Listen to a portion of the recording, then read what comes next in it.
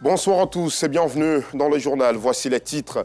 Gros plan ce jeudi sur René Kessé, un jeune entrepreneur audacieux. Il a quitté son poste de cadre dans une multinationale pétrolière pour créer sa propre entreprise. Et malgré les obstacles, René crée tous les ans des mini-cités. Son portrait en début de journal. La production de vaccins en Afrique devrait s'accélérer ces prochaines années. Plus d'1 milliard de dollars viennent d'être annoncés à Paris au Forum mondial pour la souveraineté et l'innovation vaccinale. Il est co-organisé par la France, l'Union africaine et Gavi, l'Alliance mondiale du vaccin. Les présidents sénégalais et rwandais y ont pris part. Voilà pour le sommaire. Ouvrons cette édition par la rubrique de ce jeudi.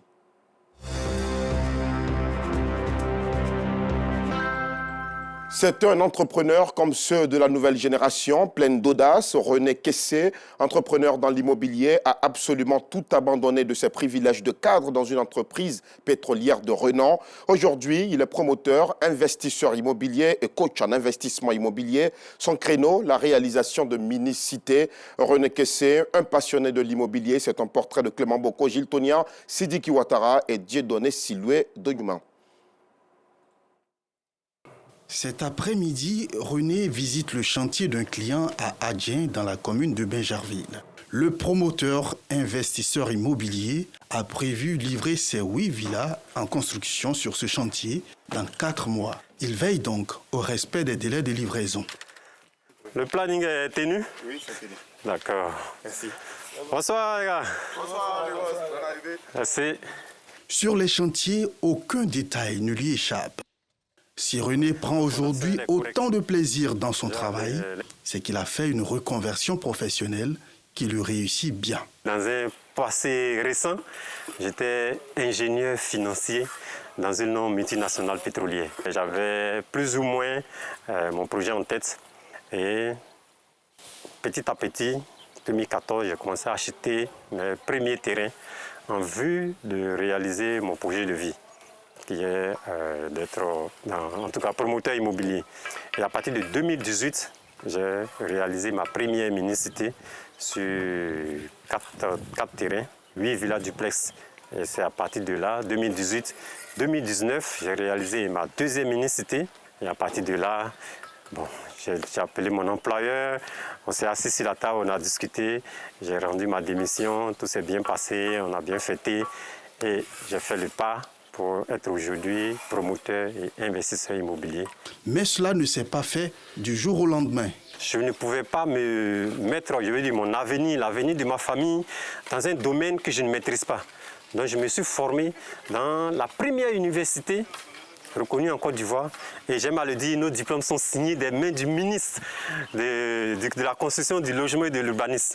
La Côte d'Ivoire enregistre un déficit de 800 000 logements selon un récent rapport du ministère de la Construction, du Logement et de l'Urbanisme. Une opportunité d'affaires que l'entrepreneur saisit en s'engageant comme bâtisseur de mini-cités. L'homme d'affaires construit des villas qu'il commercialise aux grosses œuvres. En livrant aux grosses œuvres, le client il a le temps de faire sa finition à son rythme. Et de 2, il a la qualité qu'il veut mettre dans sa finition. Sur ce chantier, Germain est l'entrepreneur en charge de la construction. Monsieur René Kessé et moi, on se connaît grâce à un ami. Il m'a présenté à Monsieur Kessé. Et puis bon, après on a échangé et on a obtenu le marché. Vous pouvez être salarié et être promoteur immobilier. Parce que ça ne vous prend pas beaucoup de temps. Un peu comme un chef d'orchestre, voilà, c'est à vous de mettre en mouvement tous ces corps de métier que sont l'architecte, l'ingénieur, les maçons, l'entrepreneur. C'est à vous de les mettre en chorale, en fait, si je peux le dire ainsi. Si René ne met pas lui-même la main à la pâte, cela dit, il s'est associé à 5 passionnés d'immobilier comme lui pour créer une société civile immobilière. Hervé Fauchard-Conan est ingénieur bâtiment avec 18 années d'expérience à son actif. Au sein du groupe, il est en charge du suivi des travaux. Ce jour, nous le retrouvons en pleine supervision à Annan. toujours dans la commune de Bingerville. Les promoteurs immobiliers en Côte d'Ivoire, la plupart font ce qu'on appelle de la sous-traitance. Pour la plupart, c'est-à-dire qu'ils ont le marché, eux-mêmes ils ne construisent pas. Ils prennent d'autres entreprises, plusieurs entreprises qui viennent construire. Malheureusement, le premier constat qu'on fait, c'est qu'elles sous-traitent, mais elles ne suivent pas les travaux. C'est qu'elles oublient, c'est que quand je sous-traite un marché, c'est moi qui reste toujours le propriétaire de l'ouvrage. Donc c'est moi qu'on connaît. Ce qu'elle doit faire, c'est de suivre les travaux. Et c'est général à la Côte d'Ivoire. C'est-à-dire qu'on a tous les plans qu'il faut chez un architecte, on a les plans de béton, on a tout ce qu'il faut. Malheureusement, on ne suit pas les travaux. Mais le suivi des chantiers va rappeler à l'ordre régulièrement l'entrepreneur et les ouvriers à ce qu'on ne doit pas faire. Parce que comme je dis souvent, le diable se cache dans les détails. Moi, mon rôle sur un chantier, c'est de vérifier les petits détails qui vont faire qu'il ne va pas avoir de malfaçons. Est-ce que le fer 12, là, il est à sa place? Est-ce que le béton, là, est juste là où on devait mettre? Est-ce que l'agglo est bien montée? Est-ce que les joints sont bien faits? Je veux dire, c'est tous ces détails-là qui font que la construction sera bien faite. C'est-à-dire que c'est le suivi régulier du chantier qui fait qu'on est un peu différent de ce qu'on a l'habitude de voir. Parce que nous, on suit régulièrement nos chantiers. Tout comme Hervé, Guillaume Yeboué est l'expert foncier et auteur d'un ouvrage sur le foncier en Côte d'Ivoire. C'est lui qui permet à cette association d'investisseurs immobiliers d'acquérir les meilleurs terrains pour y bâtir les mini-cités. Au sein de la SI, donc nous achetons les terrains qui ont l'ACD, arrêté de construction définitive. Pourquoi? Parce que nous voulons construire dans les 2, 3, 4 mois à venir. Voilà. Donc quand nous sélectionnons les différentes offres, nous nous assurons d'abord qu'effectivement la personne donc, en son sein a bien l'ACD. Nous faisons donc nos vérifications en interne, à ce qu'on appelle un état foncier, au niveau donc de la conservation. Et après maintenant, on a un notaire avec qui on travaille et c'est avec lui maintenant qu'on fait toutes les vérifications pour qu'on puisse faire notre achat. Maintenant, il y a un second type donc, de terrain qu'on achète au niveau donc, de la SCI, c'est les terrains en prévision donc, pour ce qu'on appelle les réserves foncières. Voilà. Donc, par exemple, là, on a acheté donc, des terrains dans la zone donc, de Akupé-Zedi, vers la nouvelle zone industrielle. Mais là, c'était des terrains donc, dits villageois.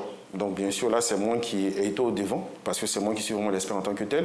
Je me suis assuré que le lotissement était réellement approuvé. Je me suis assuré qu'on traitait les demandes. Je me suis assuré que les différentes vérifications, que les personnes qui nous vendaient avaient bien leur nom inscrit dans les différents guides. Et quand c'est comme ça, quand on achète donc, les terrains, il y a ce qu'on appelle donc, on doit d'abord avoir une attestation au niveau donc, du village. Après, on doit faire ce qu'on appelle un compulsoire, un dossier technique. Et puis, c'est avec tous ces éléments-là qu'on prend maintenant pour faire maintenant le dépôt pour la demande d'ACD. Des précautions à prendre, mais aussi le respect de la réglementation en vigueur. C'est le leitmotiv de René Kessé, qui a construit à Yamoussoukro une mini-cité qu'il a livrée aux acquéreurs clé en main. Une extension est même en cours de construction pour accroître le nombre d'investisseurs dans la zone. Ici, la stratégie est bien alléchante. Pour Abidjan, je veux dire, la tendance, c'est la livraison aux gros œuvres. Donc, il nous fallait un endroit quand même pour démontrer ce qu'on sait faire. Il fallait maintenant prouver que nous pouvons partir du début, de la fondation, jusqu'à la toiture, clé en main, très bonne qualité de finition. Et nous l'avons démontré ici. Et le retour des clients, vraiment le prouve. Automatiquement habitable, automatiquement sécurisé, et vous êtes à 3 minutes du centre-ville. Là, du stade jusqu'ici, nous sommes à 3 minutes. Mais l'avantage financier, c'est que, à votre absence, les résidences vous produisent du cash, des revenus supplémentaires. Je veux dire, un studio en format résidence meublée n'a pas les mêmes revenus qu'un studio en format location longue durée. Ici, nous construisons et nous revendons, et en même temps, nous faisons la gestion. Cette gestion, elle est faite, mais en même temps avec le propriétaire, parce que nous avons la domotique qui est installée dans presque toutes nos villas, elles sont toutes connectées. C'est les détecteurs de mouvement qui sont installés. Quand on ouvre la porte automatiquement, vous avez une notification. Ici, par exemple, j'essaie de mettre la lumière en marche de la terrasse, et quand j'allume, vous voyez que ça marche. Une fois que c'est éteint, au niveau du téléphone, vous n'avez plus de lumière aussi. Avec ce genre de bâtisse, René ambitionne conquérir la Côte d'Ivoire. Le promoteur et investisseur immobilier est aujourd'hui aguerri dans son nouveau monde, mais cela n'a pas été un long fleuve tranquille. De 2010, 2012, vous voyez que c'est en 2021 que j'ai démissionné. C'est-à-dire que j'ai préparé, j'ai mûri. Et là, je dis un grand merci à mon épouse, parce qu'il faut avoir à côté de soi une femme qui comprenne, qui vous encourage, qui n'est pas, je veux dire, qui n'est pas prête à vous lancer la pierre au premier trébuchement. Avant de démissionner, quand même, j'ai pu constituer un petit patrimoine foncier Et après avoir démissionné, tout ce que j'avais, moi je les mettais dans la construction de mes mini-cités. Tu peux avoir aujourd'hui de l'argent dans ton compte, mais comment tu fais pour augmenter ce trésor? C'est ça qui est le plus difficile. Malgré ces moments de doute et d'épreuve, René a su embrasser sa nouvelle carrière avec brio. Sur les réseaux sociaux, l'homme partage ses connaissances avec un nombre impressionnant d'abonnés. Son expérience, il la dispense via une formation qu'il a baptisée les dîners de l'immobilier. À travers cette formation, il ambitionne créer une communauté de promoteurs immobiliers consciencieux afin de chasser les brebis galeuses du secteur. Il est également consultant formateur dans une conférence annuelle d'investisseurs africains à Paris en France. Son courage et sa détermination à tout faire dans les règles de l'art fait de lui un modèle à suivre pour tous les salariés qui rêvent de diriger un jour leur propre entreprise. De 2021 à 2023, Inades Formation, grâce à initier une formation en éducation financière. Elle a concerné particulièrement les zones rurales où plus de 13 000 jeunes ont pu atteindre l'autonomie financière à travers le programme mis en place. Le 6 juin 2024, c'était l'heure du bilan dans la commune de Cocody. Toutes les parties prenantes ont été conviées pour un atelier de partage de progrès et de plaidoyer pour l'éducation financière et sociale en Côte d'Ivoire. C'est ce que nous montrent Abdelaziz Guira et Georgette Tido Fofana. Jacques et Salimata viennent respectivement des villes d'Abengourou et de Maféré, des localités du sud-est du pays. Ils ont tous les deux quitté le district autonome d'Abidjan pour s'installer dans leur ville natale en raison des difficultés financières il y a de cela quelques années. Toute chose qui va concourir à leur bien-être. Ils bénéficient d'une formation qui va changer leur quotidien. Grâce à cette formation, ils exercent de nombreuses activités génératrices de revenus. Aujourd'hui, de façon financièrement, nous sommes autonomes. Nous avons vendu, nous avons eu de l'argent. Nous avons entrepris, on a embauché quelques jeunes pour travailler avec nous. Il a créé 2 magasins où j'ai acheté des liqueurs pour y vendre. Aujourd'hui, je fais aussi l'élevage des poussins de 1 jour et de 1 mois que j'ai mis en place. Parce que moi, j'étais à Abidjan, lorsque je suis arrivée, on m'a dit qu'il y a un projet. Et je suis préparée, mais ils sont me faire enrôler. Après l'enrôlement, il y a eu les coachs qui sont venus. Chaque semaine, on faisait des formations. Ils nous ont appris plusieurs méthodes. Donc moi, j'ai réussi à faire un champ de manioc, un champ de gombo aussi. On a fait un poulailler que nous avons vendu tout récemment. Et actuellement, j'ai construit un petit magasin de sucreries que moi-même je gère pour l'instant. Par mois, je peux au moins percevoir au moins 45 000 francs comme bénéfice dans chaque activité.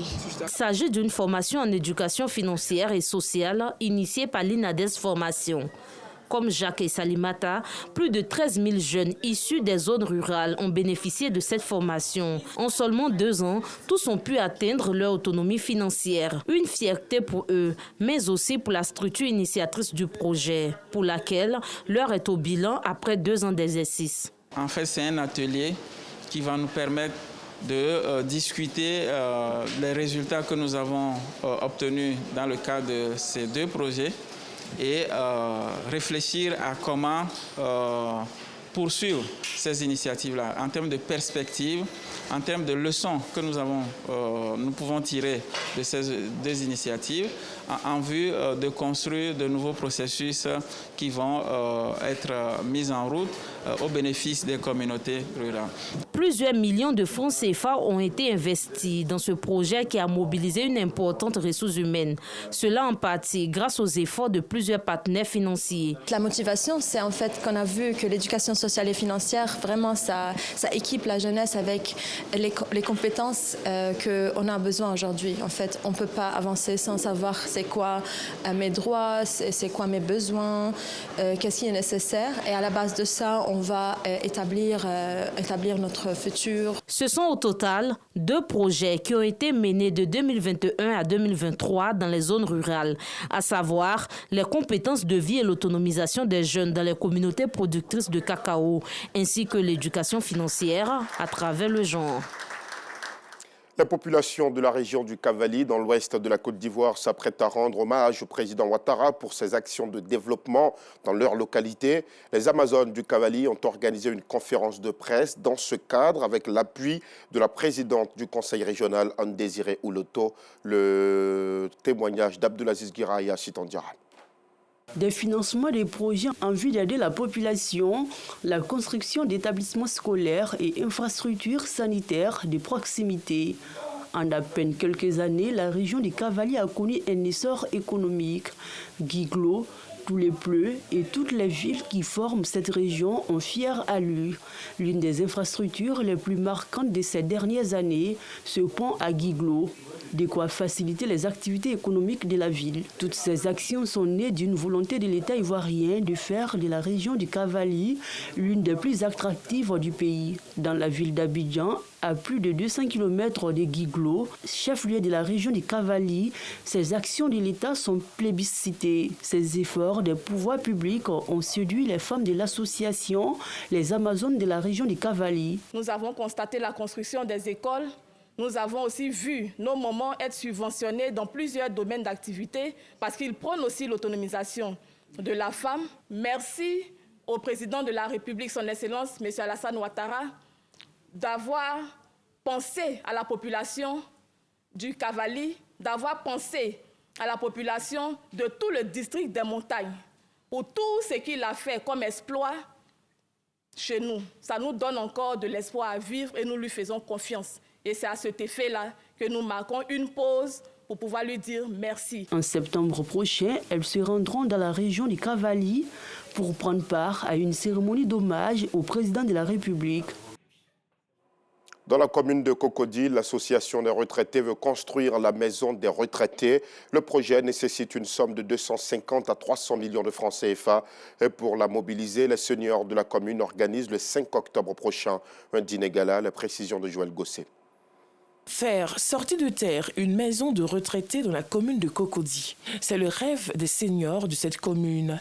Cette initiative est de l'association des retraités de Cocody, ARECO. Pour y arriver, l'association des retraités de Cocody veut mobiliser des fonds lors d'un dîner gala. L'information a été donnée au cours d'une conférence de presse à l'IPS Ségrailleux à Toubon. On tenait les réunions sous des bâches dans les rues. C'est pas normal. Parce que, comme je le dis, chacun viendra à ce poste. Parce que si la retraite est un poste, chacun de nous viendra à ce poste. Nous ne devrons pas être seuls à rechercher cette maison de retraités. Si nous avons cette maison-là, nos journées médicales, nos journées sportives, nos journées découvertes et tout ça, ben, nous avons un point de ralliement. Actuellement, nous louons une maison pour nos réunions chaque mois. Alors ça va nous épargner ça et vraiment ça va être un bon soulagement pour nous. Le coût des travaux oscille autour de 250 à 300 millions de francs CFA. À cette édition, nous associons certaines personnes qui vont faire en sorte que ça ne soit pas seulement les retraités qui participent et que ceux même qui ne sont pas à la retraite peuvent participer. Ce projet n'est pas seulement pour retraités. Ce projet est à tout le monde. Tout Ivoirien peut bénéficier de cette maison-là pour les activités qu'il voudra organiser. Ce dîner gala des seniors de Cocody, qui est à sa 2e édition, va se tenir le 5 octobre 2024 autour du thème « Comment préparer et vivre sa retraite ». L'association des retraités de Cocody existe depuis 2007. Elle a en son sein plus de 500 membres actifs. L'icône de la musique malienne et africaine, Oumou Sangaré, séjourne depuis ce mercredi 19 juin à Abidjan. Elle va d'ailleurs donner un concert demain vendredi 21 juin au Sofitel Abidjan, Hôtel Ivoire. Cet événement qui se tient dans la continuité de la Tabaski vise à semer les graines de l'unité entre les peuples du Mali et de la Côte d'Ivoire. Le reportage de Clément Boko dans nos prochaines éditions. Le Niger a retiré le permis d'exploitation de l'importante mine d'uranium d'Imouraren dans le nord du pays à l'entreprise française Orano. Cela malgré le lancement il y a quelques jours de travaux sur le site. L'information a été confirmée par la société dans un communiqué ce 20 juin 2024. Et puis, pour finir, la production de vaccins en Afrique devrait s'accélérer ces prochaines années. Plus d'1 milliard de dollars viennent d'être annoncés à Paris au Forum mondial pour la souveraineté et l'innovation vaccinale. Il est co-organisé par la France, l'Union africaine et Gavi, l'Alliance mondiale du vaccin en présence d'Emmanuel Macron. Le président sénégalais Bassirou Diomaye Diakhar Faye a été présent à cette cérémonie en plus de son homologue du Rwanda, Paul Kagame. Et c'est sur cette note que nous arrivons au terme de ce journal. Merci de l'avoir suivi. Excellente soirée sur RTI2.